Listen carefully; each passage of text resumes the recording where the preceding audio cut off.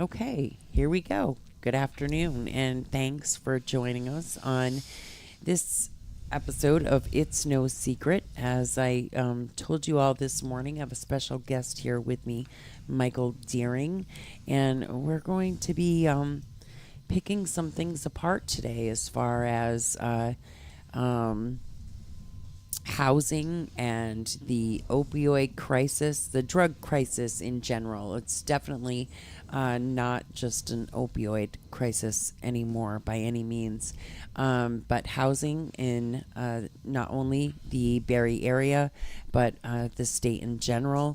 And when I say housing, I mean public housing and the rights of everyone there, and those lines can sometimes be very much blurred, and we're going to talk about all of that today. So thanks for joining us. Thanks for tuning us in, and I'll introduce you now to once again Michael Deering. Thanks for coming back. Good afternoon. We love having you. And I love being here. Really. Like what you do, getting information out there to people in a way that's informative and touches topics that are needed to be touched on that really aren't talked about too often, but we know that they're currently going on in our communities. So without talking about them, we can't fix them. Exactly. And I will say right away, you know, you'll be here with me today. I hope that we will be able to get other guests in the future, maybe from the Housing Authority, both the Barrie Housing Authority, the State Housing Authority, maybe get some people in some state reps in here to talk about how they feel about things and what they may be able to do to help. Who knows? Maybe Topper or Gina or somebody can weigh in on that side of things, or the Barrie City rep. Right. We can try to really continue this topic and get as many people as we possibly can involved, because that's also the only way we're going to fix it. Yeah, you're right. I mean, getting as many people, as many stakeholders in the game as possible, expressing what's going on, working through situations. I mean, we all have so many different aspects that we see as individuals. And as a group, a collective group, we can get things accomplished. But if we're taking the mindset of, well, we're just picking things apart, or we're, being angry or upset. Well, no, I mean, we want to have conversations in order to fix things. As a resident and tenant, I don't know, a lot of the things that go on a managerial aspect. So, we got to put the heads together. But you do have two sides of a coin. You have two sides of a different coin, because you have a side where you are a city politician. Yep. And you're also a resident of a public housing development. And so you kind of know, you've jumped in a little bit as to what can the city actually do to help here. And you have quickly found out there's not a lot. No. I mean, the city's hands are tied. And realistically, it's just another landlord-tenant situation that the city has no real oversight with. We have code enforcement. We have standards of living. But really, a lot of that falls on the tenant and the landlord relationship. So, how do we fix those things? Right. And that's where it gets tough, and it becomes a state issue, a state level. There's laws that need to change in order to make all of this work. But as you said, the other side, so there's three sides, maybe even four sides to this, who knows, or more, is the fact that you don't know the managerial part of it. You don't know what the rules are, what all of the laws are, what the safety nets are for residents in the public housing. But what we do know is that recently, or more recently, we see where there have been drug busts in a residence that is government funded, that is in a public housing development.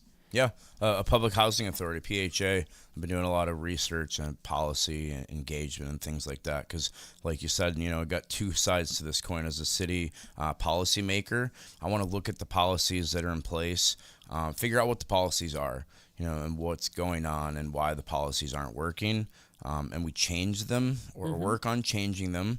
And as a tenant, what's not working? What can we do to better the lives of everyone else? And that's what it boils down to. Is the opioid crisis, the drug crisis, the addiction crisis, the sale of drugs from these housing units, from public housing. In my mind, that's a drug-funded drug house, a government-funded drug house. Sure. That is straight up, for me, government-funded drug house. If they know what's happening, and they know there's been bust, and they know that they've gone in there, the police department has done their job, and here is all of the stuff that we just wiped out of this apartment, but we're not going to evict those people. Right. That is the government willing to subsidize that business, in my mind. Or to continue to subsidize. Exactly. And now, I don't think you are allowed to run a business. I think even a daycare is super hard to do out of a publicly funded housing. Well, you can have a business, but you have to report the income, and you still have to meet income guidelines. Right, but I'm not sure that you're supposed to run it out of your house. I'm not sure. But I don't know. Right. When I rented from the trailer park in East Montpelier, Sandy Pines, part of the lease was that you not run a business out of your home. Right. And that's state housing authority. Maybe that's different then. So I was not subsidized there, but others were. And that is a legitimate part of all of the leases across the board. Mm-hmm. So I would assume that meant any business, even the sale of drugs. Well, I would hope so. Drugs. I mean, that's definitely an illegal business. You would hope that people who are running, we'll say, a business out of their house, trying to make some income, as opposed to working a traditional 9 to 5 or I'm something. guessing that these dealers aren't reporting their income. No, I would probably not say so. Yeah. But maybe they are. Yeah, I highly doubt it. I'm sure that they don't want anybody to know what's happening there. But so then we get back to the whole, it's a matter of safety as well. So you have these apartments, you have all of these people coming in and out all the time, the drug paraphernalia, the fights, what happens with all of that? So I've lived at Green Acres, up on Allen Street, between Chateau and Bergeron Street. Those are the two streets up at Green Acres, for I think almost 4 years at this point. So I've seen things from a guy pull out a big machete and try to cut somebody's head off with it. Cops came, pretty much told the guy, "Hey, please don't be here." And then nothing from there. I don't know what happened on the Barry housing aspect because, again, I'm not privy to that information. But the boyfriend of the tenant still continues to live there. The gentleman that decided to pull the big knife out, he still continues to visit the apartment next door to my house. So that hasn't changed. We saw a drug bust between DEA, ATF, State Police, Task Force, Barry City PD, and I believe Barry Town PD was involved. Kicked the door in. I believe it's 4 apartments from my house. All they did was board the window up, and then the residents continued to live there and have continued to let people squat there and deal drugs. And so they still live there. They do. My understanding is not from direct being told from Barry Housing, but just being told that there is a right to wit on some units. One of those more than likely being the unit that we're discussing. But it's taken forever. in order to just get rid of possession when local law enforcement knows that the individual that was on the lease doesn't stay there. Barry Housing knows the individual doesn't stay there. So something that really bothers me is that, well, we have leases, but how are we holding people accountable to those obligations? I mean, what's the point of signing a lease if you don't need to abide by it? Well, or abide by the law. Yeah. If you are selling drugs out of your home that is subsidized by the state, and you have people living in that home that are not on the lease and not supposed to be there, then why are you not evicted? And what takes so long for that person to get evicted? Those are questions I've asked. Right. And the answers that I get are that it's tied up in the lawyer's hands, number one. That's a common thing that I get. And I understand that there is a lot to do with the law and those aspects.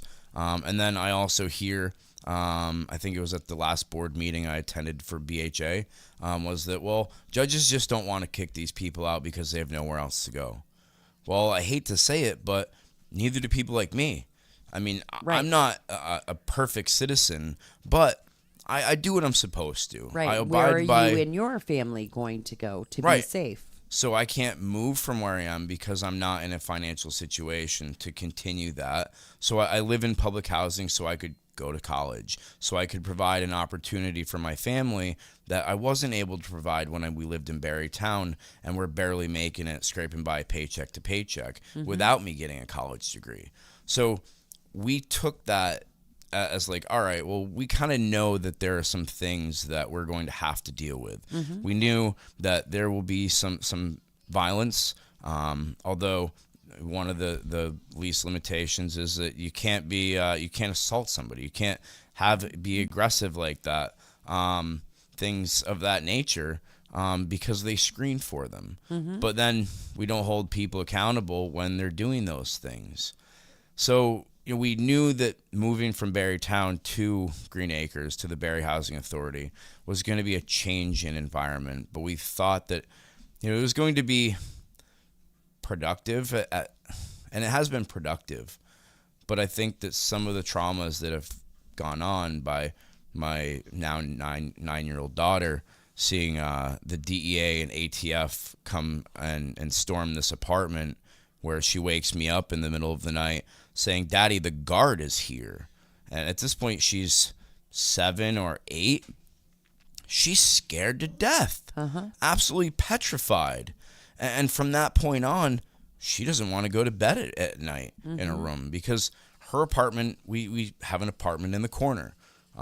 People know where I live. I mean, I have a political sign right in my breezeway. It says Michael Deering for Barry City. I don't hide the fact that I'm a city councilor or the fact that I'm a community advocate.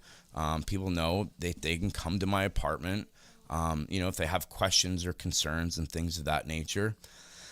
So for her to see this and not want to be like in her bedroom because she's afraid that someone's going to come through her window, and yeah, we as adults know that it's kind of unrealistic.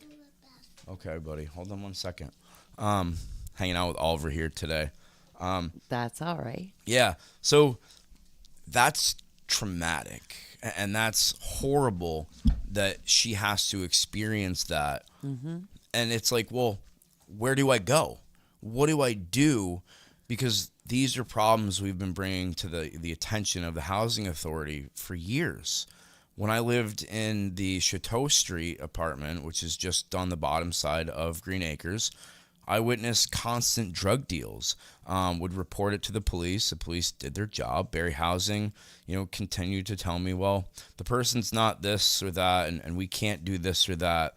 Well, and then the person got arrested for selling pills to somebody that was laced, with death resulting, out of Williamstown. Guy just coming, staying, peddling his stuff, and leaving. And unfortunately, we don't have a lot of repercussions, the consequences of, how do we Right. If that was an attempted murder charge, or a murder charge, because that's what it is. They intentionally lace these drugs with fentanyl. So that is murder when you intentionally do something that you know will probably kill someone. Right. And an overdose without death is attempted, as far as I'm concerned, and it's not. So there's another law that definitely needs to change. Yeah, I think that we really need to delve into the laws and the policies because to me, as a resident and as a policymaker, it's not working. And at this point, I fill two roles.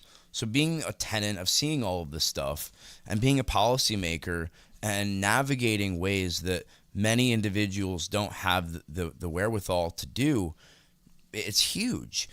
And if I'm having the barriers that I'm having and trying to accomplish a quality, successful, just a quality of life, being able to successfully achieve those things of life, liberty, the pursuit of happiness, to be able to just come to my apartment after a basketball game last night, going to work. My family went to the high school basketball game as well, and we pull up, and some guy is literally walking across the parking lot with a ski mask on and a hoodie over, and just like, wow. And it makes me thankful that I carry a pistol. Yeah. I mean, I don't announce it. I don't hang it out Well, on you my just did, hip. but I do Yeah. from time to time. Right. Yeah. Because that's where we're at. Yeah. Is that we feel, and many of the residents feel this, that we need to arm ourselves, that we need to protect right, ourselves that you're because not safe Yeah, in we- your own home. yeah, in our own home, that we're abiding by, and we'll say the majority of the And rules. that your kids can go outside and play, and you're not worrying about paraphernalia laying around, or who knows who's walking in or out, or somebody getting in a gun-fueled argument over a sale or a not sale or whatever. It's too much. It's too much for anyone to endure. But as a community, we have to know that as much as we hate it, all of this as a community, you're living in it. You are literally living right in it. It may be in our neighborhood. It may be something that we talk about. We say, a house 4 or 5 doors down. This is literally a development. A lot of the homes are connected together in very close proximity. And so when you pull in the front entrance, you're coming home. That's your driveway. You're coming home. And that's when you should feel safety and not unrest and constantly looking over your shoulder and wondering what's going to happen next, who's around.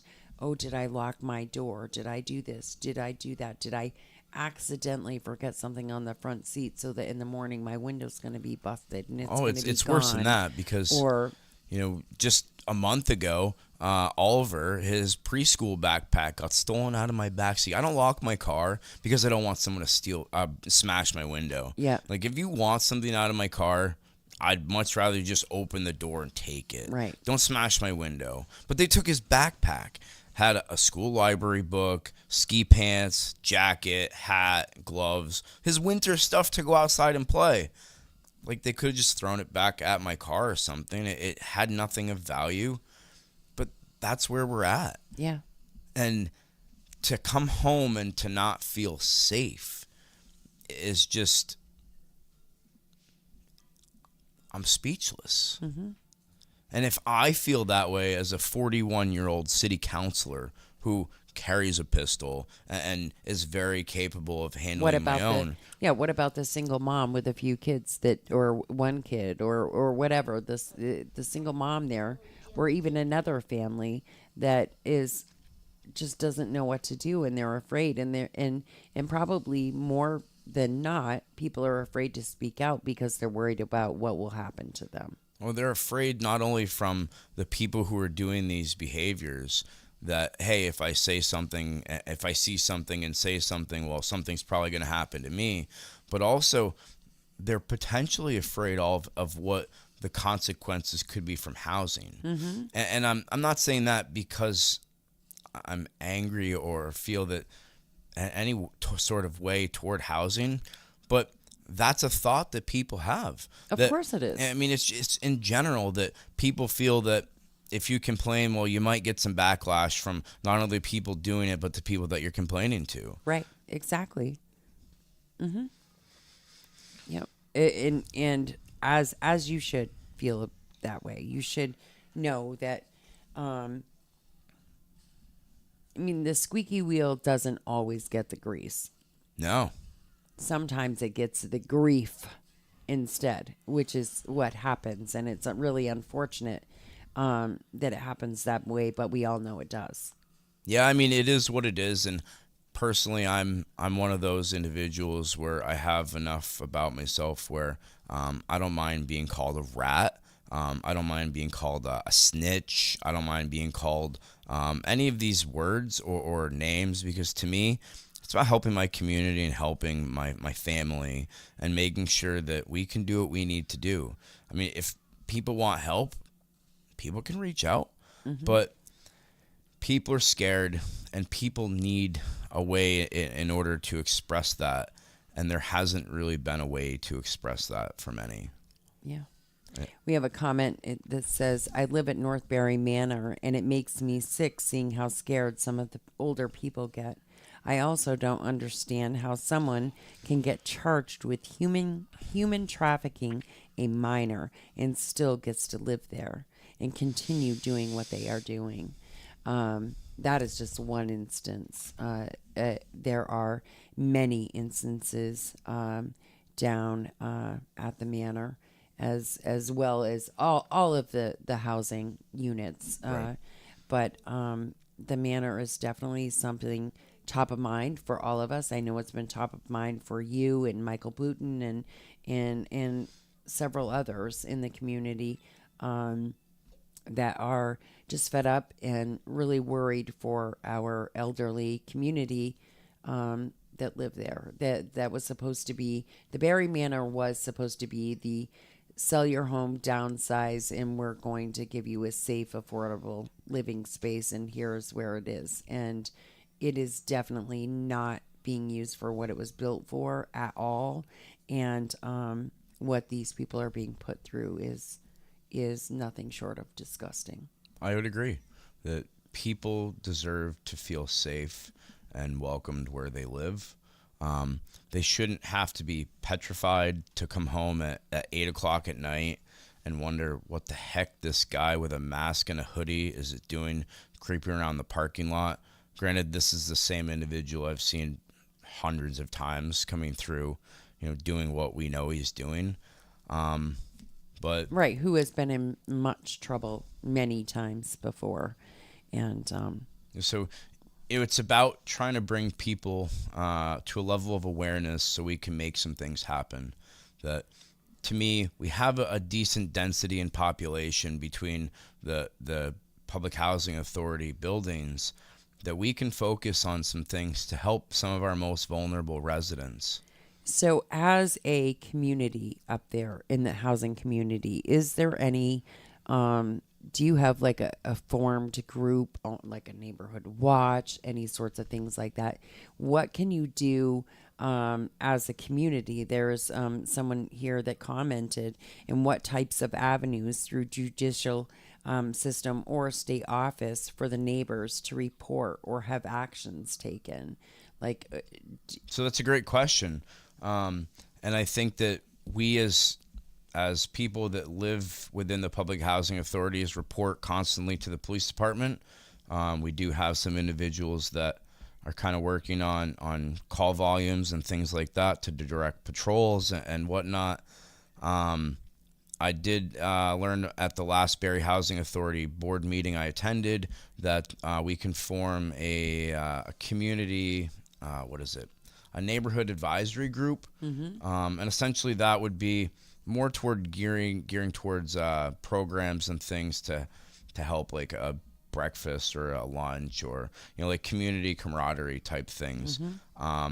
I know that we had suggested putting up some neighborhood watch signs throughout the community as well, so that way people would be less likely to commit some of these crimes if they know that they're watched and they're actually going to be reported.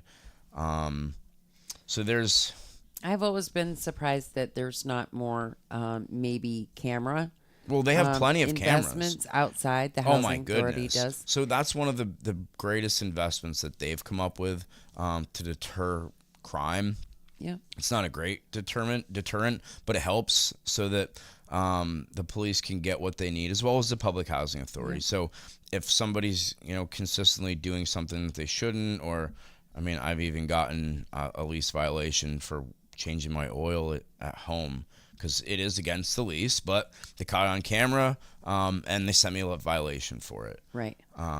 Now, and what about security for a while? What about security staff? I mean, we know that the sheriff's department had to have security details at the hotels for a Right. while. And what about those sorts of things?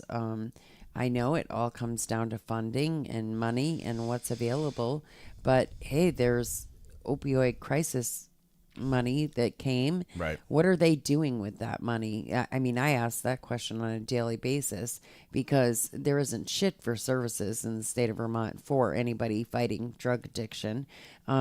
People all the time say, oh, there's tons of stuff out there. Yeah, that's because you're not an addict or the parent of an addict because you really have no clue.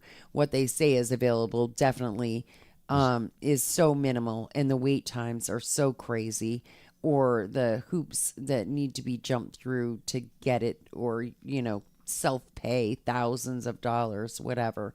That is the biggest, probably one of the biggest horseshit lies around here, is that there are tons of services if the person wants the help. Right. That is like the biggest crock ever. And it pisses me off. It makes me so angry because people have no clue. There should be a lot more services, especially with the money that's been handed down. What is happening with it? Where is it going? And where is it being spent? That's a lot to unpack, man. It is. It is. So, first question about security. So, at the last Barrie Housing Authority board meeting, I threw out several suggestions to the director and to the board, saying, hey, number one, let's get some neighborhood watch signs up. Let's get that deterrent in, number one. Yep. And she's like, well, what if we don't have a neighborhood watch program? Well, who cares if we have one or not? If you put the doubt in the mind of the individual, and maybe that will make them be less likely to do what they're doing. Yeah. Number two, I suggested let's get a contract with before I suggested the contract, I said, well, why don't we work with either Barrie City Police or Washington County Sheriffs and just plop a cruiser somewhere? Leave an empty cruiser up in a parking lot at Green Acres, move it around from time to time. But just that's another way that we can deter crime from happening. So being proactive instead of reactive to crime. So if we can get people not to come to these places because they think there's a neighborhood watch or think that there's an actual sheriff or a cop kicking around, you're less likely to do that. And maybe there will be. Just because you're saying that now doesn't mean that there won't be. You got it. You never know. Nobody says that you're going to not organize. Right. Because you can organize a neighborhood watch if you choose to. Well, we kind of have one.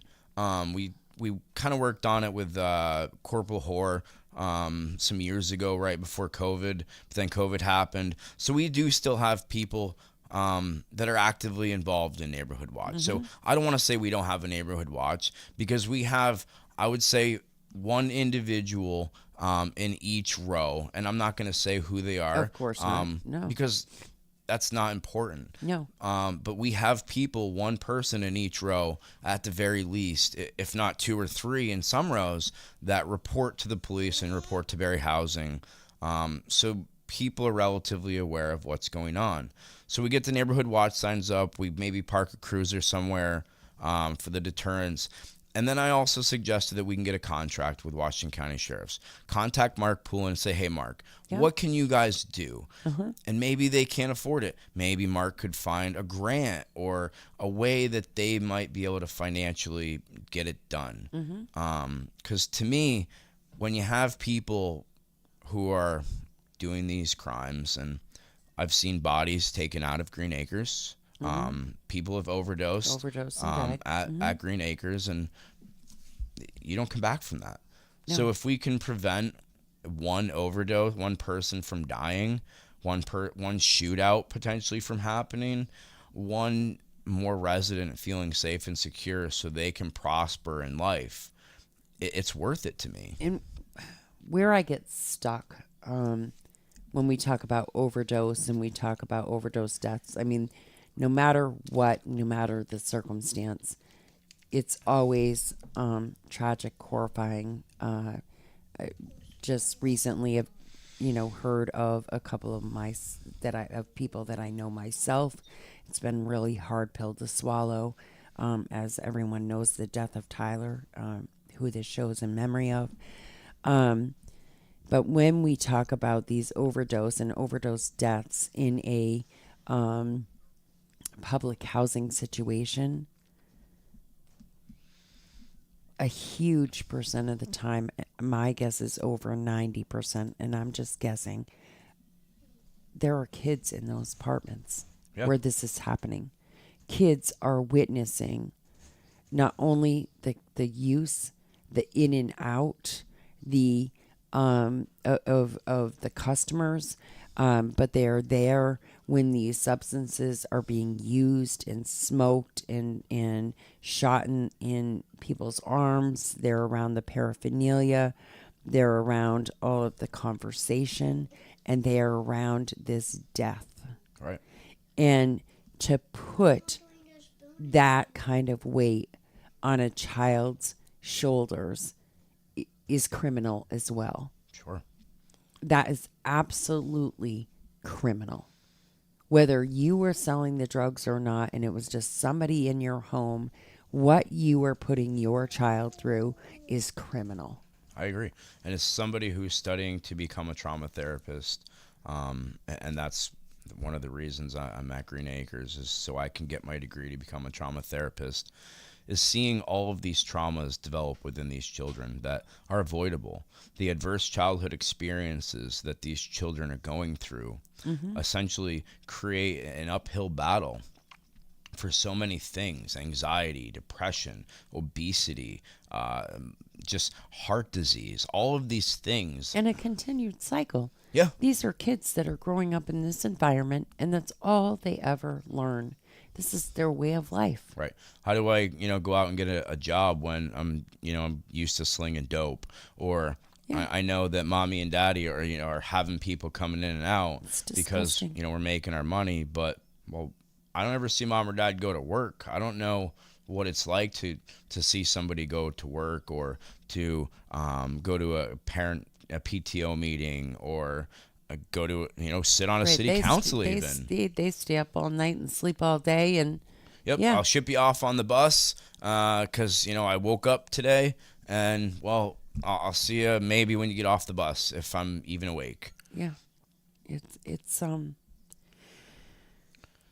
Heidi, I like your question, about where's DCF while this is going on, and I think that a lot of it has to do with that they are so clogged up. And that, you can only take so many kids away. And I'm being 100% with you that I hate to even say that, but there are so many kids that deserve better opportunities that the opportunities just aren't there. Well, and they're always, and that's another play. People are, they're constantly pleading constantly. We need more foster homes. We need more foster care providers. Please take the course. Do what you can to open your hearts and your family and your home to a child. And in many cases, one of them would be one of these children if there was a place to put them. Yeah. And, Ben says here in the comments, sad how addictions are ruining families and communities. And to me, it boils down to trauma. The fact that people are constantly trying to medicate themselves because it's easier to get over the hardships in life by being numb and to be medicated than it is to actually go through things and deal with the hard shit in life. I'm just, no candy coating, just life's hard. Yeah. And as somebody who's a recovering addict, 11 or 12 years ago was really, really rough.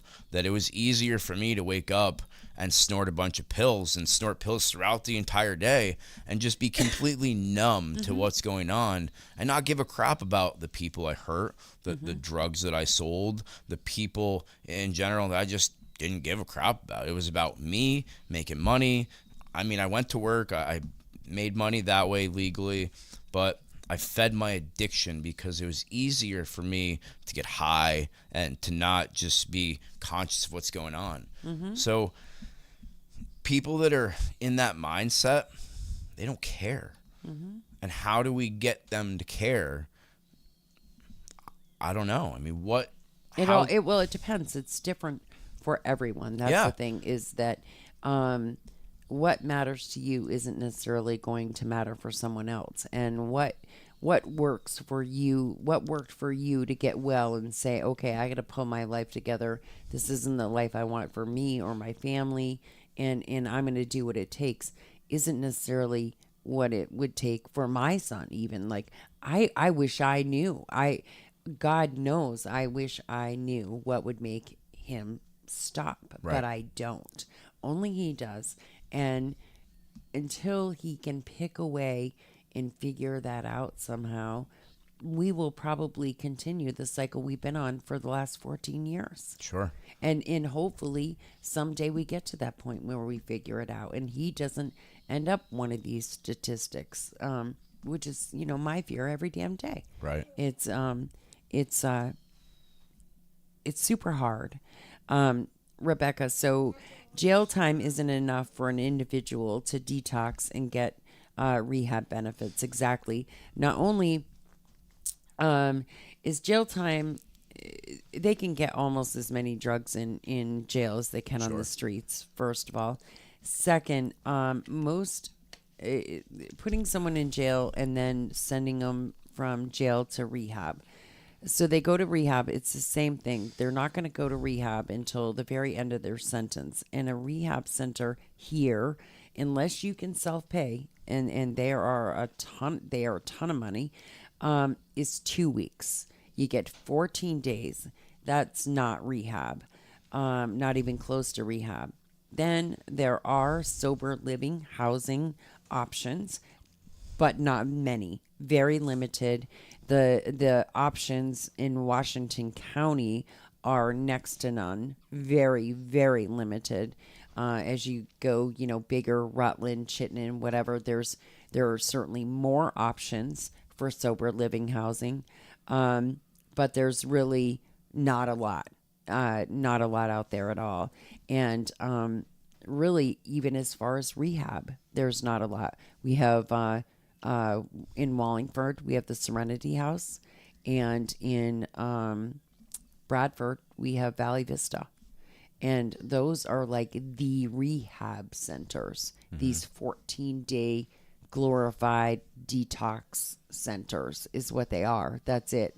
Yeah. And oftentimes people are done that and they're just sent back home to do the same damn thing again, because there's not even an eighth of what we need for supports out here when they get home.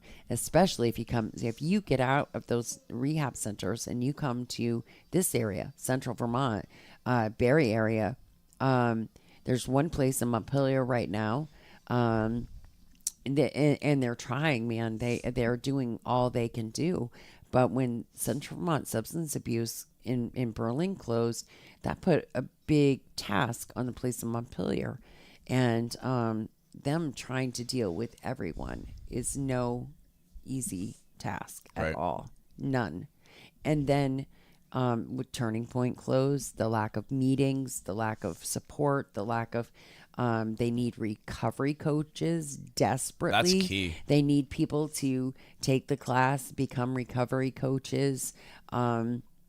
Desperately need those helps that they don't have, that they're not getting. And that's the thing, is that there are so many pieces to the puzzle that community can be involved in. Well, they have to be. And to me, that's where the success comes into play. So if you're trying to be different, and let's think about it, any pattern or habit that you make, you want to be different. All right, I'm fat, I need to go to the gym. So, well, you need to make healthy changes in order to do that. And the same thing with being sober is that you need people in places that can help you be accountable to yourself. You need to be able to change things, your people, places, and things. So you can't hang out with the same people that you used to use and sell drugs with. You can't go to the same places that you used to go to. You can't do the same things that you used to do. So when you are able to change those things, you can then change your behavior. But, well, how do I change my behavior, Mike, if I've never known people like that? Right. If I don't have a recovery coach that I can call up and say, hey, I've really got this difficult situation. I'm not quite sure how to handle it. Or, hey, I'm having a really stressful day and I just want to go use some pills or go Right. get Can drunk. you talk me through this? Yeah. Or could we meet and play a game of cards or just talk or go for a ride? Anything. Something like that. To have that, and I know that is something that is extremely factual. And then I know it for my own son who says that the recovery world is the most lonely place he has ever been. That when he is sober, clean, when he is doing all he can to fight all of this, he's alone. There's no one he can call. All of his friends are in that circle. They're not his true friends. And so when he steps back, he literally steps back. He has the four walls of his room and the Xbox maybe. Or yes, he has his family, not the same. And it's definitely not the same as you have your mom. I'm his mom. He's 32 years old, 31 years old. That's not, he needs friendship. He needs somebody that he can talk to that isn't me, that he can say, I fucked up, or I'm worried I'm going to fuck up, or, this is wrong or that's wrong. And know that, that there's not going to be a lot of judgment there, but maybe a lot of conversation to guidance. Move forward. Yep. Yeah. It's not that, hey, man, I'm really disappointed that you relapsed today, because you're going to relapse. I mean, it's inevitable.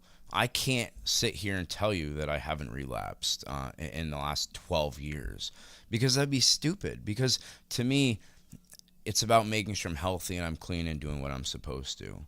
I don't have a clock in my head of how long I've been sober. I don't have that. To me, that's a ticking time bomb. I know that I'm clean, I'm sober, I'm doing what I'm supposed to. I'm not. Every day you get up and try again. Yeah, absolutely. And something that my therapist and I talk about frequently is, why me? Why did I get sober? Why did he get sober from drinking and doing drugs? I don't know. Just because the pieces fell in line. And it's not necessarily that I didn't have the motivation, but something had to change. And then having the support system with my wife in place, who was my fiance at the time, that was crucial. Because like you talk about, being so alone and secluded that you've got nothing. So to have somebody that you can confide in and then rely upon. And I also had some other people in my life. A guy named Josh Cole, out in Burlington. Really, the guy continued to harass me about going to a meeting. Just said, Mike, I know you're working on getting clean, but hey, why don't you come to this meeting? I'm like, Josh, I don't want to come to your stupid meeting. And I continued to tell him no for probably about a month or 2 months. And then I went. And kind of like a light bulb went on, and it was really helpful to be around other people that they weren't going to judge me. They weren't going to be like, wow, man. Right. They're fighting the same fight. Yep. They were able to kind of say, wow, I've been through that, and this is how I handled it. Or even to sit back the first couple of meetings and listen to people's lived experiences. They carry so much value and weight because they don't make you feel so alone anymore. They make you feel like, wow, I'm actually another human being, and I'm just not a worthless piece of crap. So having those support systems in place, I wouldn't be as successful in life without Without those them. support systems. And that is an area that we are very much lacking in as well. And I would assume that these support systems would help a lot of these situations that we're discussing today, even at the housing authority, with some of these young moms that live there that for some reason, they get tied up with these men. If they could find out a way to get themselves well and in a confident space where they feel worthy, they feel worth something. And maybe that's with a mentor program, maybe that's with, we've got to start somewhere, anywhere. Right. And I don't know the answer. I don't know the answer to any of this. The one thing that I do know with absolute certainty is that it's going to take a village. It's going to take all of us, not looking down our nose, Right. but literally looking straight ahead with these people in mind, saying, I want my community to be okay. And so I'm going to hold these people's hands and I'm going to take them. I'm going to teach them. I'm going to nurture them. I'm going to figure out a way to make us whole. And I don't see any path forward without that. I really don't. I don't think that we are going to be able to. Again, I said it this morning. It's why I call it, it's no secret. It's not a secret. It's here. It's in our face. It's our everyday. It's probably your neighbor. You may not think so, but listen, it does. Addiction has no face. Right. It has no corporate. I don't care if you work corporate America or if you work flipping burgers at Burger King. You can be that same person. I don't care if you don't work at all and you work 50, 60 hours a week and you make hundreds of $1,000s a year, hundreds and hundreds. Yeah. And you have a second home and a condo and a this and a that. And it appears to everybody that you have the world by the ass. You can still be an addict. Sure. There is no, so it is here and it's not a secret. And so how it's here, we have to decide as a community together how it is going to be here and what we are going to do about it. Right. And What stop are we going to hiding allow? it. What are we going to allow? Accountability. Right. What are we going to allow? And the more we allow, the worse it's going to get. Yeah, I think, somebody once said to me, a pastor said, the silence equals acceptance. Mm-hmm. And if we aren't continuing to beat the drum about what's going on, because it's no secret, that we're not going to get anything accomplished, that having single emails with one person doesn't accomplish a whole lot, as I've seen over the last 3 or 4 years, that over the time that I've lived in public housing, that the drug problem and the crime problem has only gotten worse. And we need to continue to beat the drum and work together. That not to demonize it, not to demonize people, but to work together to find a community solution. Crystal, well, let's talk about that for a second. So, when was the last time you heard of a convicted felon being able to land any actual good physical paying job or good paying job? Me, convicted felon, did 3 years in jail. My sentence was 3 to 10. It was a lot of work. It was hard. I had to earn the trust of people. I had to do the work to end up getting a good job. Did I start immediately with a good job? No. I had to take a job low on the totem pole. I couldn't expect the moon. I always hoped for the moon and took the stars. And that's what you do. And you gain trust from employers. You gain trust from the people in your community, so that you have people that are willing to say, you know what, she fucked up or Yep. he fucked up, but they've turned it around and they've done really good. And I would trust them, whatever. That's how you do it. That's what I did. And it took a good many years to fight back. And it's been 23 years for me, 23 years. And there are still people who want to bring up my past, throw it in my face, try to make me out to be this horrible person, whatever. I say all the power to them. I can lay my head down every night, know I did my best that day, worked my hardest that day. I can be proud of me. My kids can be proud of me. The rest of it doesn't matter. I don't care. I don't care. Yeah. It doesn't matter. You got a good point. It's effort, though. Unfortunately, every ounce of the effort is going to come from you, and no one or nothing else is going to help you. And it's really a difficult path. It's an uphill battle, and people are disadvantaged like that. But that's the repercussions of a criminal record. Yeah. It happens. Been there, not with a felony. But we make stupid decisions. Yeah. Should they hold us, back for the rest of our lives? No. I mean, we have to be able to prove to individuals that, hey, we made a mistake. I've matured from that. I learned from that. That's not who I am. But I had a lapse in judgment, or even multiple lapses in judgment.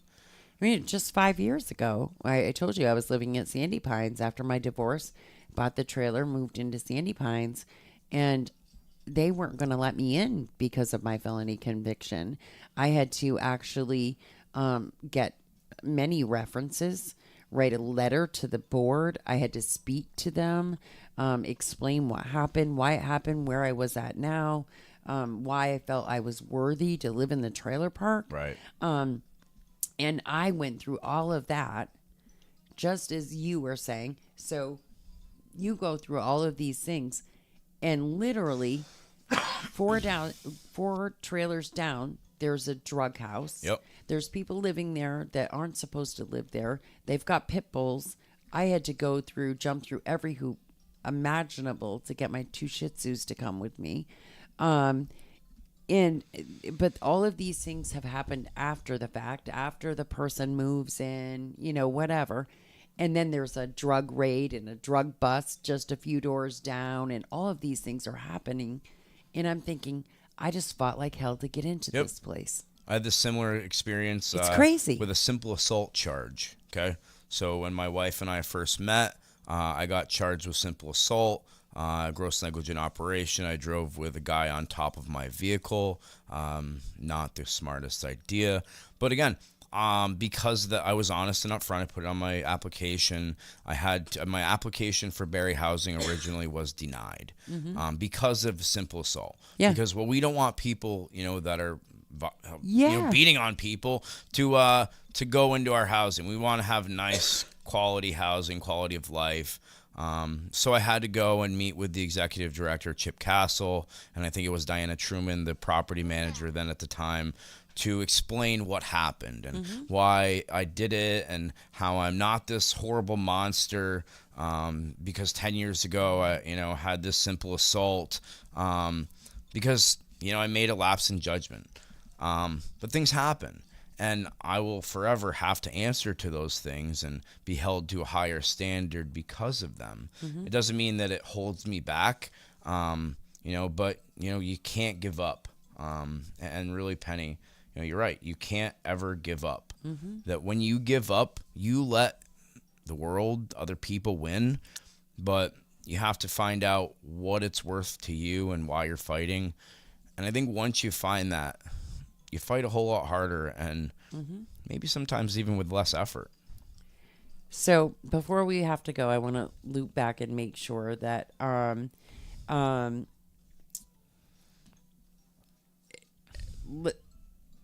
Tongue-tied, huh? Speechless. Not really. I just don't know how to put it without offending anyone. Yeah, or like really getting. But loop back and let's just say that we know the police department is doing what they're supposed to do. Yes, ma'am. We know that the housing authority is very much aware. But we also know that there's possible boundaries for them as well, Sure. because of the way that the laws are written. That's my understanding. So while it's easy to be pissed at them, we still would like to hear from them to know that they are actually doing everything that is within their boundaries. Are they doing what they can do to protect everyone that lives there? Right. And what more could they maybe do to protect the people that are living there? Even if it means, how are they somehow going to make everyone aware that we're aware, we're watching, we're done? Things are going to get tough. We're going to get strict. If you are having people live in your apartment that aren't supposed to be living in here, you're going to get evicted. If you are selling drugs out of this apartment, you're going to get evicted. Are those things that are currently a part of a lease? And if they're not, how do they become a part of the lease? And I would think the income reporting alone, if you are a single mom receiving public housing, you have kids, no one else is supposed to be living there, and you have all these people staying there with you, that's a direct violation in itself before you even start selling drugs or doing anything else. Right. If you've got 3, 4, 5 more adults living with you, and you've got all of this company in and out and all this stuff going on, come on. So the accountability piece of it all as well. How do we get there? Do you know? I do. How we're going to get there? So a great idea to me is to have a good roundtable discussion, to have different stakeholders at the table to be able to discuss this. And, for example, to have some city councilor, to have Barre Housing Authority director, to have maybe a landlord. Not a landlord, but a lawyer that deals with evictions. And I think that to have an individual from HUD would be really important. Mm-hmm. HUD oversees public housing authorities. So HUD essentially would be the one that could make some recommendations to help. And maybe there are some things that are in the works that we don't know about, but we don't hear a lot. Mm-hmm. So I think that to get people together in a room to have conversations is key. Just that alone, to have those conversations, to say for tenants to say, well, why aren't you guys evicting drug dealers? Mm-hmm. And then Barre Housing can come back and say, well, this is why we're not evicting drug dealers. Mm-hmm. And then maybe, there's something else that a lawyer could help out with, somebody else from the city or from the state or from a legislative branch. I mean, I don't know, but I know that having as many stakeholders at the table is an important discussion piece. It's something that I've learned at City Council is you get the experts involved. You let the experts say, hey, this is what we can do. This is what we can't do. You find out what you can do, and then you talk it through your experts. And residents need to be a part of this. This needs to be something that is happening in a literal community forum platform where the residents are weighing in and saying, this is what we need from you. Yep. This is where we're at. And Crystal, I get it. I really do. And I totally understand, one, being the mother of an addict and not knowing anything about addiction on a personal level, as far as I've never been an addict. But as being a mom, as knowing that he's committed crimes and knowing, and even myself, I say I never gave up. I had the support of my family. I know that that's something that many, many people, unfortunately, do not have. I had the support of my family, and I had to work hard. And I know that people still say no because of your record. And that is one of the things that I was meaning in the beginning when I was talking about services. What we have for services here for people is so minimal. So We know that Working Fields was here for a very short time. They're still around. We just don't have a local office. There needs to be more Working Fields.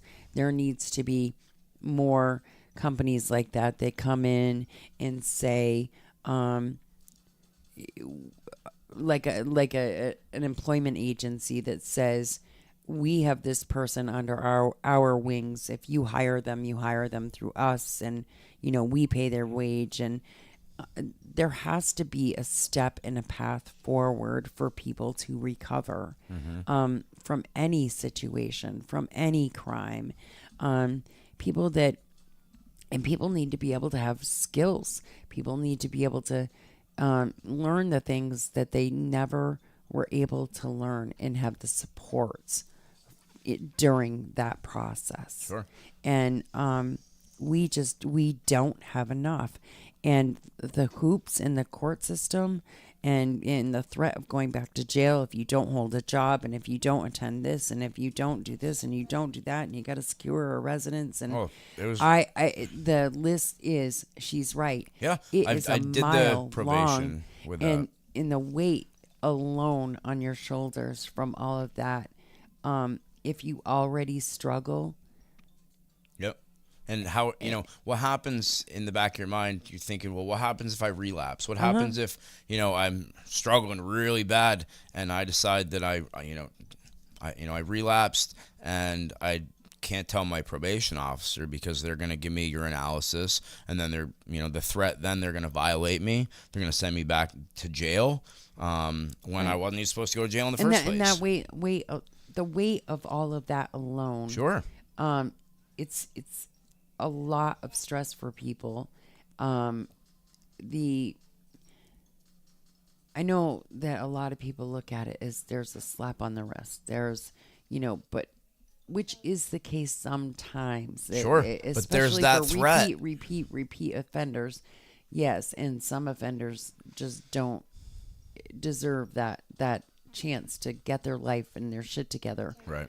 But for those who try, you have to understand that most often they use for mental health purposes. Mm-hmm. And adding those stresses, adding all of this onto their shoulders with little to no support. Yep. All kinds of demands, but no support and no actual service to find. You're out there on your own looking for this stuff. It's not like it's readily available, and there's no waiting list, and there's no just getting a primary care provider. Oh, yeah. I heard somebody being told at court not too long ago that they needed to get a primary care provider because they wanted them to get, they wanted to get a physical. They wanted them to talk to the doctor about this, this, and this. Right. When they could get an appointment, and they just scheduled 8 months. Yeah. July. And October. See? October. Yeah. The first week in October was the first appointment for a new patient. Right. So and these aren't things that only addicts and only this community are up against. This is something that we're all up against. But this is just one more piece that makes it even harder for them than it already is. Right. And so, we've got a long way to go. But I wanted to make sure that people knew that we're not throwing the Barry housing under the bus here. Right. We're just saying we are hoping that somebody will find some sort of accountability here and do something, whether it's the housing authority because Michael Daring can't do it, whether it's the housing authority going state level and saying, hey, we've got to step this up. We've got a real problem here and we need your help. Yep. Maybe it's them telling the state they need help. I don't know what chain that has to happen in, but I know it needs to happen. And I know that it's going to take the community in all of these developments to be involved as well. And what I know for certain is that the government should not be funding drug houses. Correct. The sale of drugs and murder or attempted murder. Right. And that is what is happening in these places. Mm-hmm. Yeah. Period. Yep. No, I 100% agree with you that we need to focus on how we can Give people the hand up that they deserve. Because let's be honest, people deserve a hand up. They don't deserve a handout, but people deserve a hand up in order to become better in society. When my neighbors are doing well, I'm doing well. And that's just a general term I learned working with Head Start. That when my neighbors are doing well, I should be doing well as well. And if there's something I can do to help my neighbors, I want to do that as well. And it should be a stepping stone that we should be able to churn people out of public housing like Green Acres, where they can get their degree. Maybe it's a high school diploma, get their college degree, get a career, get into those positions where then at some point they can buy a house. They can be self-sufficient and not be relying on the government for generations to come. And I don't see a path forward with what's going on. I see habitual abuse, and I don't see the hand up going on. I see the hand out. And that, to me, this is a conversation starter to really get people's attention and say, hey, what can we do together as a community to get things accomplished? I can't do it alone. Barrie Housing can't do it alone. The state can't do it alone. We've got to do this together. Yeah, it's got to be a partnership. Yep. For sure. For sure. As always, thanks a ton for coming in and talking about all of this with me. Great to have you. And thank you to everyone who joined in. Thank you for the comments. We will definitely go back through them. It's hard to keep up with them while we're live, but we will definitely go back through them and answer anybody. And as always, reach out if you need anything, if you want to talk. I'm always available. You can message the It's No Secret page. You can message my personal Facebook page. You can call me 802-505-8093 anytime. And if you would like to be a part of the show, if you would like to come and tell your story, spread your message, we welcome that too. Reach out. And please, if you have any suggestions, ideas of what we could do in this situation, reach out as well. And I know that Michael is always available and open to suggestions. Yep. And just drop my contact information into the chat, m.deering@barriecity.org. That's my cell phone number, 802-461-3231. I'm always available. And if I don't answer the phone, I'll call you back pretty quickly. Yeah. But I do have a 24-hour rule. So give me 24 hours if I don't call you back. right, because you do have to sleep and eat and all that good Well, stuff. that, and I got a family, with 5 kids and a wife and some dogs. Yeah. So, all right. Thank you all very much for tuning in to this week's episode of It's No Secret in memory of Tyler Matthews. Much love to you all.